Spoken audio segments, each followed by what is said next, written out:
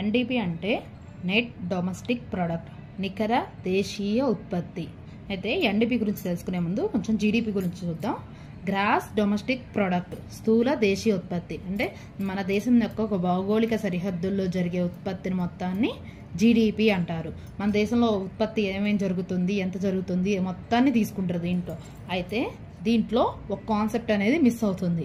మనము ఏవైనా మిషనరీ అనేది వాడుతుంటాం ప్రొడక్ట్లు ఉత్పత్తి చేయడానికి. అయితే ఆ మిషనరీ అనేది కొన్నాళ్ళు వాడేసరికి తరుగుదలకు లోనవుతుంది. సో మన ఉత్పత్తి జరిగింది అనిపిస్తుంది, కానీ దాంట్లో మన వస్తువులను కూడా మనం కోల్పోతుంటాం, నష్టపోతుంటాము.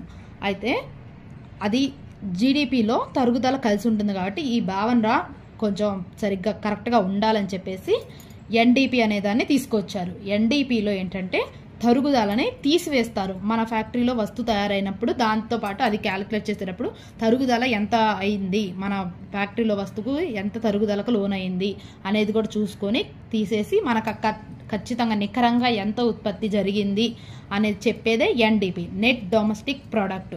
అయితే జీడిపిని ఎన్డీపీ ప్లస్ తరుగుదల, ఎన్డీపీ అనే దాంట్లోకి తరుగుదలని కలిపితే వచ్చేదే జీడిపి. ఎన్డీపీ అంటే జీడిపి మైనస్ తరుగుదల. జీడిపిలో నుంచి, జీడిపి అంటే ఏంటి, తరుగుదల కలిసి ఉంటుంది అంటున్నాం కదా, దాన్ని తీసివేస్తే వచ్చేదే ఎన్డీపీ. అది